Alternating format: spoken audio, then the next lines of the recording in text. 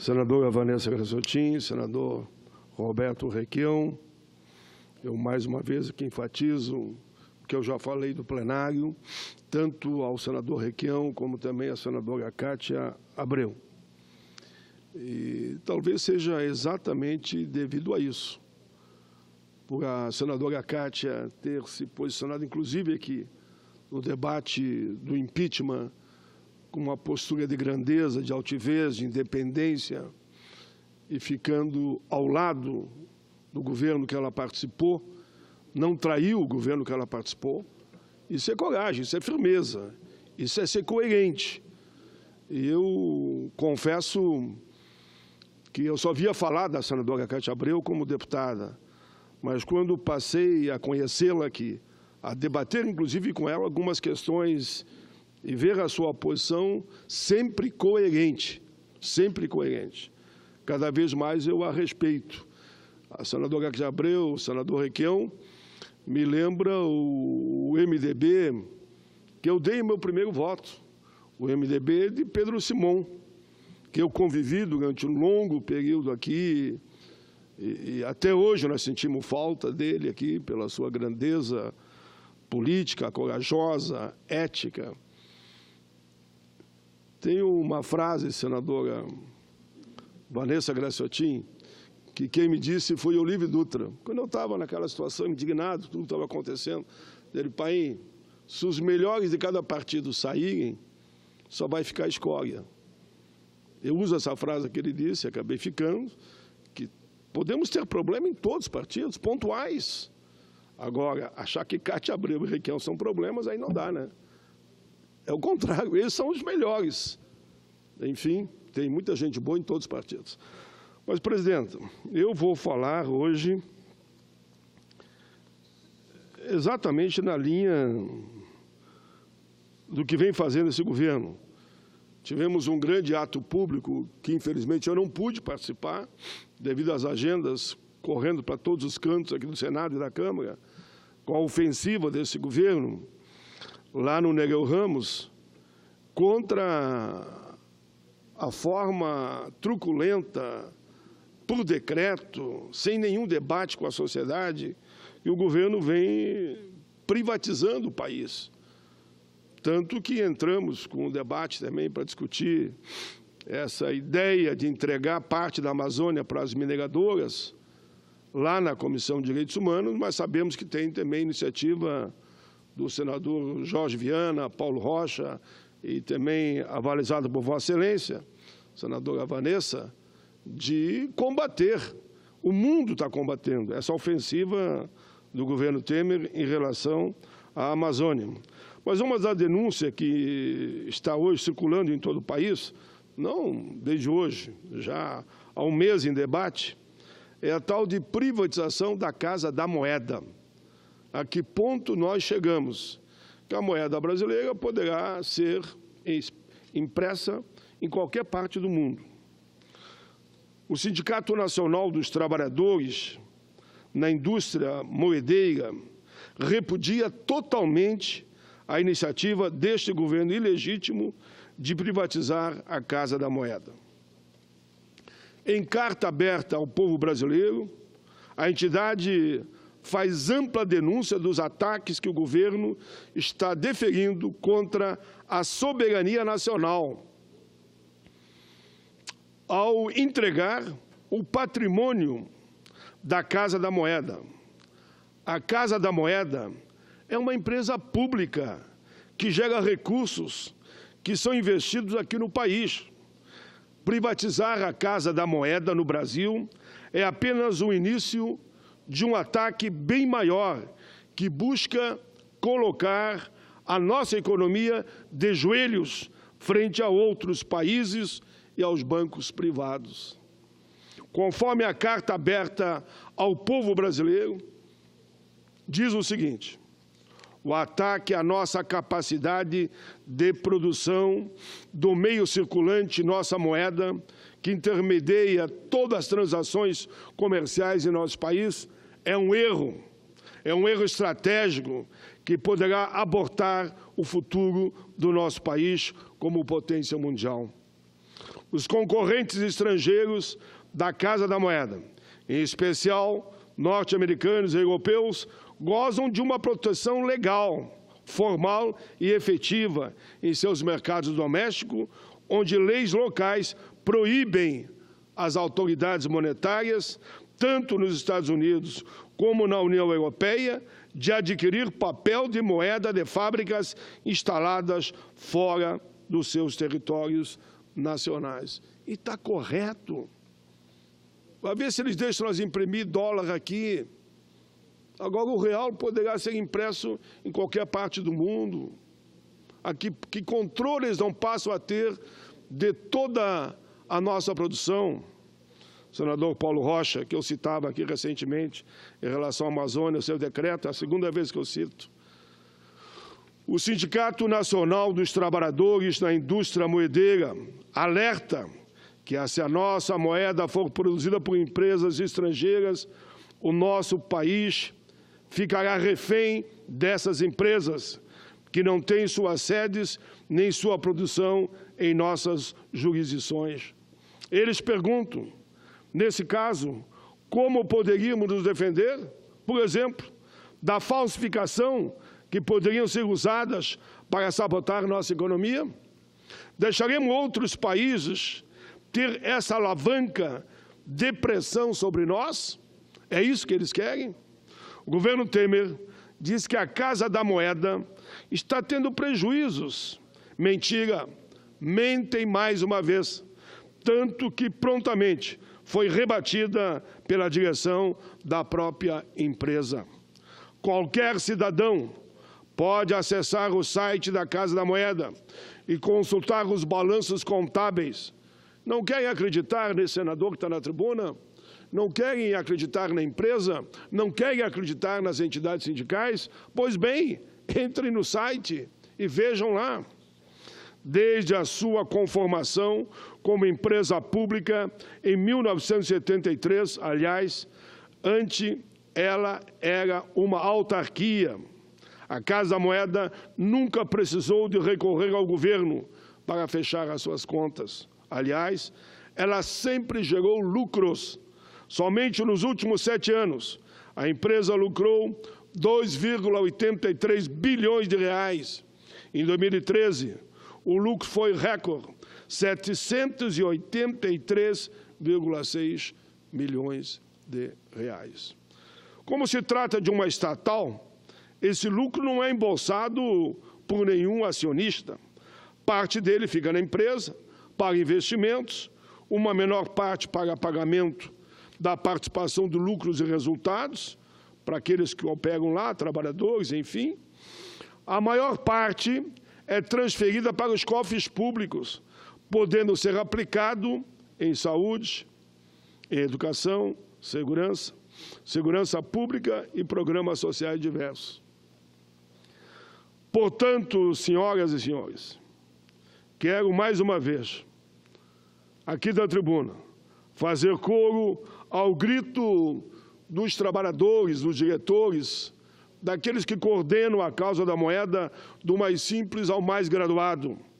Não à privatização da Casa da Moeda.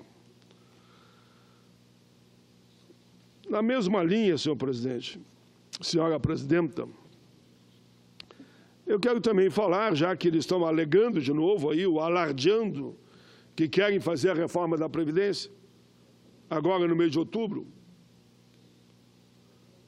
Lembrem bem, isso aqui não é projetinho de lei, projetinho vagabundo como aquele da reforma que vocês fizeram. Que aquilo é um projeto para o empregador somente. Só beneficia o grande empregador. Nem os médios e pequenos estão pensando naquilo. E aquilo vocês só tinham que ter a metade mais um. Bastava ter aqui 42 senadores no plenário, com 22 votinhos, vocês já ganhavam. Não esqueçam que Previdência tem que mexer na Constituição. É emenda constitucional. Vocês têm que ter 49 votos contra o povo brasileiro, contra os aposentados, contra os trabalhadores, e o povo está acompanhando.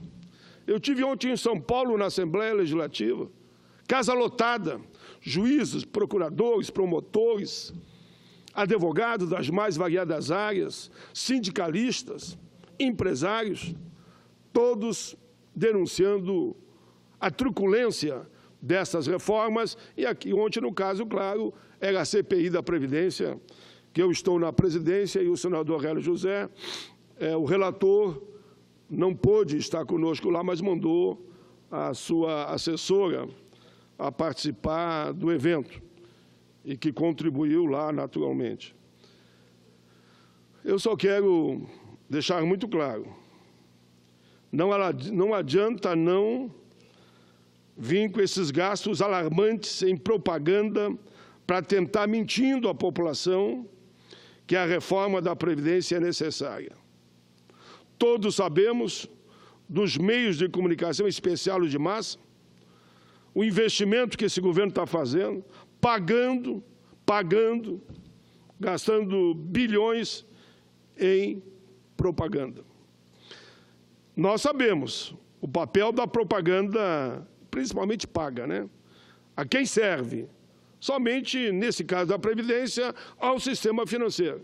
Porque esse governo não manda nada. Quem está mandando neles, todo mundo sabe que é o sistema financeiro que quer que ele faça a reforma da Previdência para privatizar a Previdência e fortalecer o fundo de pensão privado. Mas aí usa o dinheiro do próprio trabalhador para fazer propaganda mentirosa em TV, em rádio, em jornal, dizendo que se a Previdência não for reformada nos moldes que eles querem, vão parar de pagar os aposentados. Parem de mentir, por amor de Deus. A CPI da Previdência vai divulgar o trabalho dela. Tenho conversado muito com o relator, repito, o senador Hélio José, junto com os outros senadores, agora no mês de outubro. É o mês que vem. E nós vamos mostrar a vergonha que é a falta de fiscalização, o combate à sonegação, a não cobrança do chamado devedor contumaz, que foi o debate de São Paulo ontem, o quanto que é desviado, não respeito nem aquilo que nós, constituintes, colocamos na Constituição, que na Seguridade tem que estar assegurado, a parte da Previdência, de empregado e empregador, dos jogos lotéricos, tributação sobre lucro, faturamento, toda a operação de compra e venda, PIS, PASEP, a parte do CPMF, quando ele existia, que também nunca apareceu, e ainda a tal de DRU, que tira 30%. A CPI vai mostrar tudo isso. Nós vamos mostrar, sim, onde é que está o furo da bala. Nós vamos mostrar onde é que está o problema. Eu sempre dou o exemplo do rio e o ladrão, né, que quando vai transbordar, a água sai por ali. Por onde que está saindo o dinheiro da Previdência, e por isso que vão sempre alegar déficit. Bom, vai acontecer um momento que vai ter déficit mesmo. Se não cobra o que tem que cobrar, não arrecada o que tem que arrecadar, abre mão das contribuições devidas pela própria Constituição destinadas à Previdência. Os dados de São Paulo, como eu dizia aqui, antes de eu ir para São Paulo, foram alarmantes. Ninguém mais fala em superávit de 50 bi, que seria a média nos últimos 20 anos, baseado nos dados da própria Anfip, que estava lá também. Vamos pegar tudo que foi desviado. Vai dar trilhões de reais. Parem de deixar roubar a Previdência, cobrem corretamente, parem de fazer refis aqui, como está na capa do jornal hoje, aqui no Senado, que esse jornal está sendo transparente, que não é dirigido e não depende, não, de propaganda paga. Está na capa. Parem de dar refis toda hora para os grandes devedores, porque é um incentivo ao bom pagador a não pagar. Porque ele sabe, se não pagar, vem uma renegociação, está devendo 10 bi, 20 bi, 30 bi, é tudo ajustado para não pagar nunca mais. Mentem aquela história que vai pagar em 10, 20 anos, não paga e vem outro refis e não paga de novo. O problema da Previdência é de gestão. Então, vamos parar de, inclusive, ir para a grande imprensa, no suposto déficit da Previdência, propaganda, repetindo, a um custo alto a quem? Aos cofres públicos. É uma vergonha. O que é divulgado pelo governo, que tenta mascarar a incompetência gerencial da utilização dos recursos públicos e na cobrança dos devedores da Previdência, como ficou muito claro lá em São Paulo. Alguém acha que aqueles juízes que estavam lá, procuradores, promotores, auditores, iam botar, foi transmitido ao vivo para todo o Brasil, iam botar cara para bater se não tivesse com consciência dos dados, dos números e da verdade da Previdência? Claro que vocês poderiam até dizer que, bom, se continuar desviando os recursos, vai dar déficit mesmo. Não tem como tu só tirar de uma caixa que tem os recursos próprios, garantir a sonegação, porque eles garantem a sonegação. Falam tanto a Operação Lava Jato, por que não faz a Operação Lava Jato na Previdência? Vai pegar grandes empreiteiras, vai pegar grandes frigoríficos, como o JBS, que já está denunciado, e vai pegar grandes bancos, que eu já cansei de dar o nome aqui, da lista suja dos grandes devedores da Previdência. Senhor presidente, vamos aqui mostrar o grande volume de recursos de dinheiro que o governo está gastando junto aos mais diversos meios de comunicação para enganar o povo. A CPI da Previdência recebeu do ministro, informações financeiras, que assim questionamos, dos gastos que o governo efetua para influenciar a população brasileira. Para convencer esta famigerada, descarada, vergonhosa, inconsequente, irresponsável reforma da Previdência. O valor gasto, só alguns dados oficiais aqui, né? 31 de julho foi de 184 milhões 648 mil centavos e R$19,46. Aí se pergunta, isso é o dado oficial.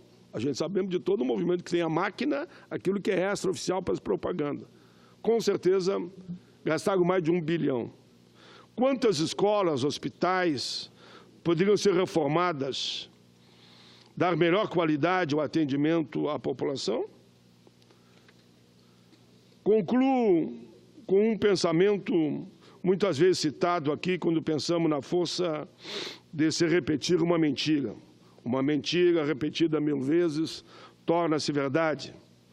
Essa frase, ela foi dita e reproduzida 1000 vezes por um ministro de quem? De Adolf Hitler, na Alemanha nazista da época. Senhor presidente, o que estamos vendo é que o governo federal, repetindo 1000 vezes a mesma mentira, usando o dinheiro público, que aqui no caso do governo se aproxima de 200 milhões, e sabemos que por fora foi muito mais, tenta transformar numa verdade uma grande mentira, tática que Hitler usou muito bem. Senhor presidente, nos últimos 6 minutos que me resta, eu quero ainda fazer um outro destaque. Eu recebi um texto que Vossa Excelência é o nome mais citado sempre quando se fala em combate ao trabalho escravo. O autor da PEC, eu estou agora relatando a regulamentação, mas da sua PEC, né? Que nós queremos proibir o trabalho escravo como manda a PEC de sua autoria. Eu recebi um texto publicado nas redes sociais e pediram para mim ler na tribuna sobre a escravidão moderna. Pela importância do tema e pelos dados apresentados, eu faço aqui esse registro.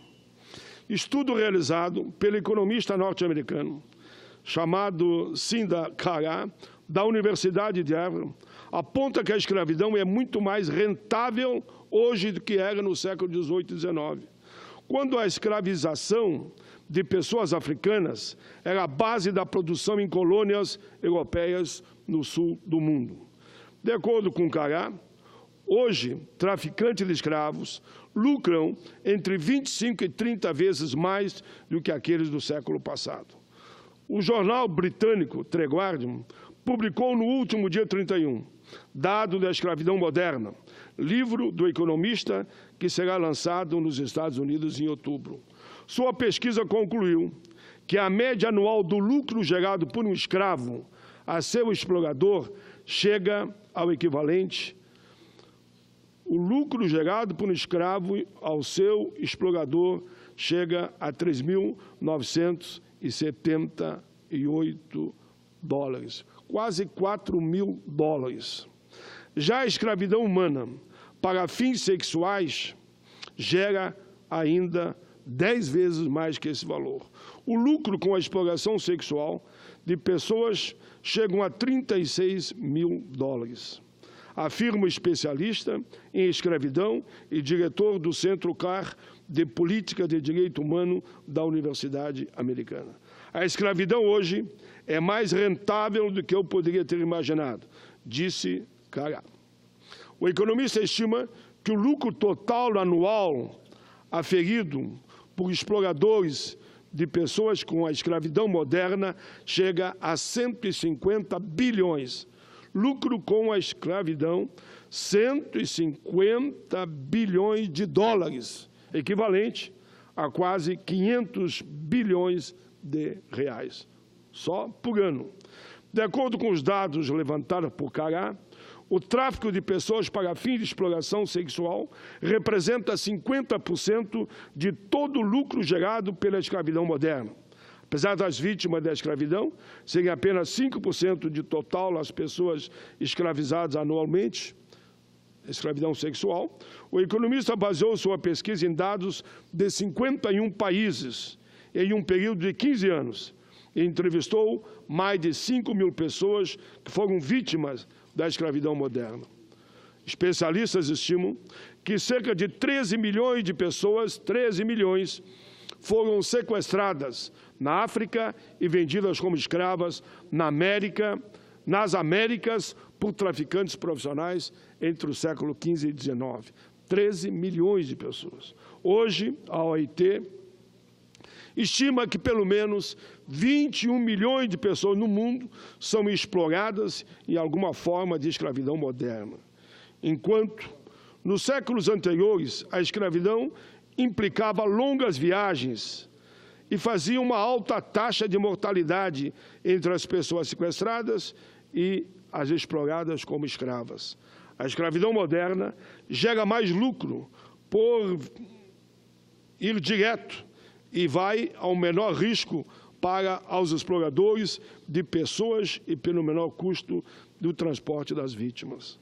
O grande fluxo migratório, incluindo migrantes econômicos e refugiados de conflitos, são uma fonte fácil e barata de vítimas para os traficantes de pessoas que depois são exploradas na indústria da moda, da alimentação e nas redes de prostituição, entre outros setores. A vida humana se tornou mais descartável do que nunca, diz Cará. Escravos podem ser comprados, explorados e descartados em período de tempo relativamente curto e ainda geram grandes lucros para seus exploradores. A ineficiência da resposta global à escravidão moderna permite que essa prática continue existindo. O senador Paulo Rocha, com excelência, que é um ícone, eu diria, nesse combate ao trabalho escravo.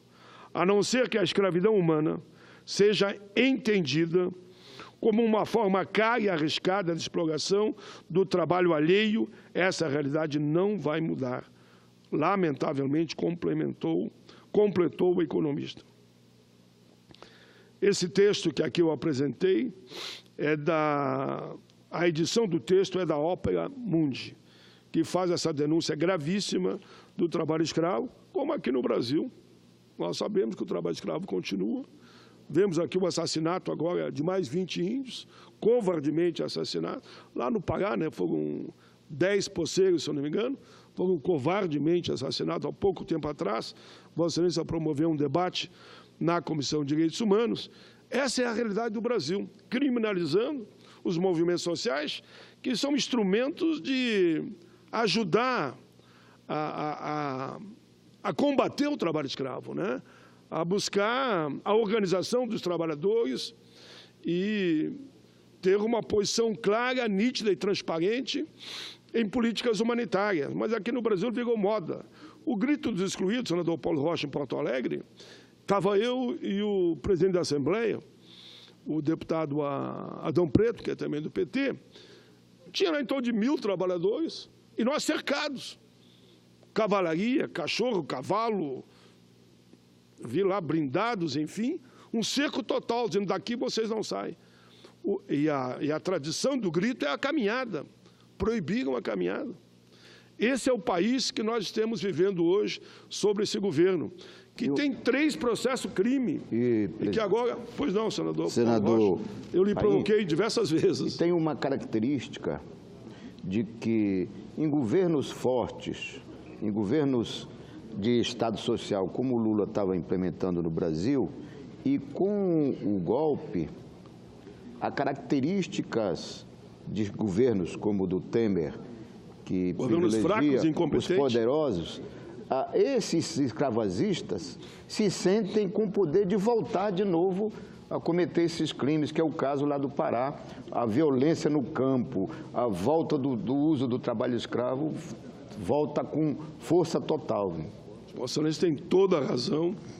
E agora eu complemento com isso, com esse detalhe, no último minuto, senhor presidente, que eu espero que a Câmara dos Deputados, que vai apreciar, provavelmente, nos próximos 15 dias, a provocação feita corretamente pelo Supremo Tribunal Federal, para que o Supremo possa, então, julgar os atos do atual presidente por crime. Repito, é a primeira vez na história da República que um presidente em exercício, ele é provocado a responder, mediante a sociedade, o Congresso e em seguida o Supremo, por 3 crimes cometidos no exercício direto do mandato. Por isso que o Supremo manda, chegou aqui ontem, eu espero que a Casa se posicione à altura do povo brasileiro.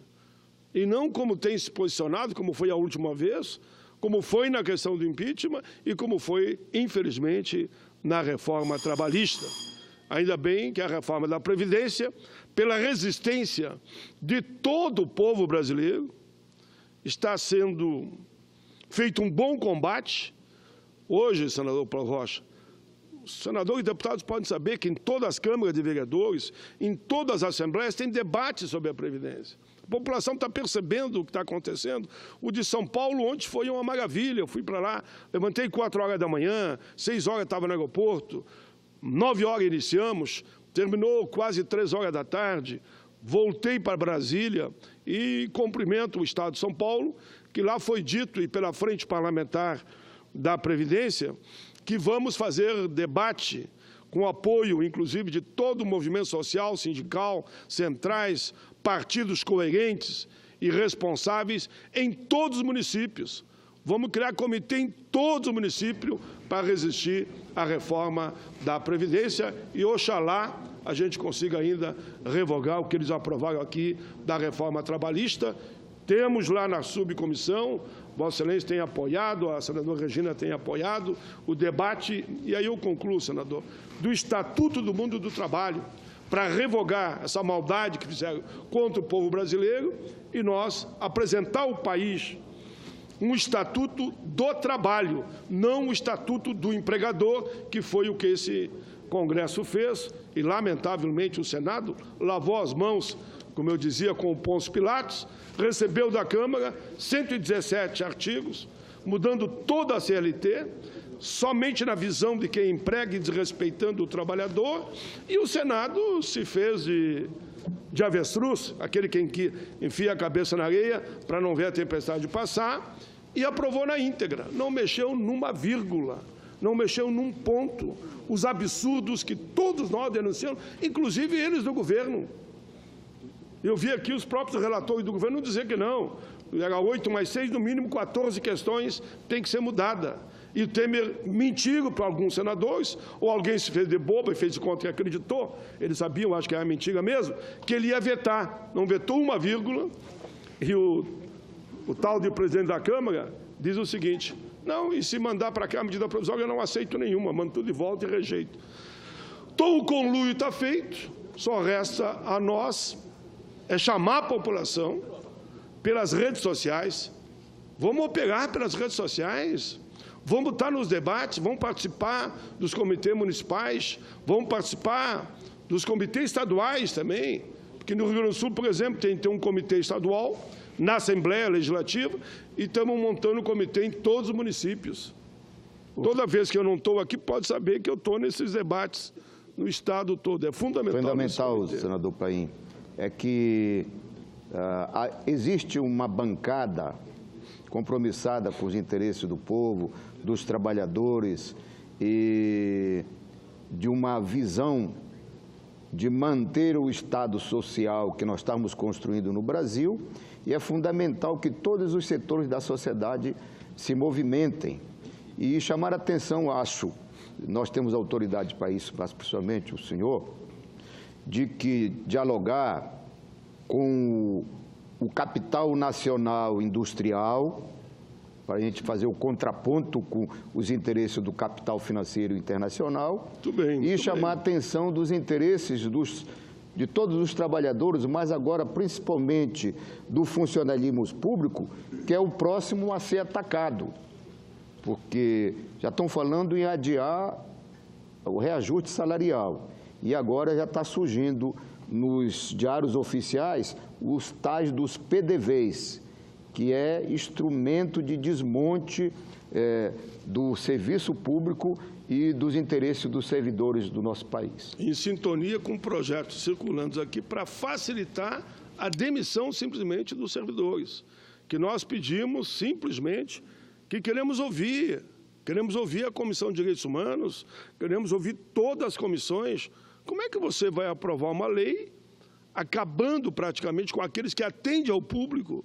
Por isso que o nome deles são servidor público, de uma hora para outra, em um projeto mal discutido. Eu tentei uma outra audiência pública, não aceitaram na CCJ, alegando que só veio uma parte. Veio a parte interessada, que é a parte dos trabalhadores. Enfim, nós temos um momento muito complicado, muito difícil, mas a palavra-chave é esperançar. É continuar peleando, lutando para que a gente construa um grande projeto de nação, e 2018 está aí. Quem votar nessa reforma da Previdência, com certeza, não voltará mais nem para deputado e muito menos para senador. Obrigado, presidente.